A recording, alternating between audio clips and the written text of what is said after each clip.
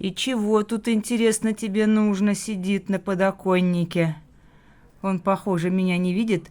У нас зеркальное покрытие на окнах. Вот он, птеродактиль, сидит. Красавчик называется. Так, фокус, вот он. Что-то от меня все время хочет.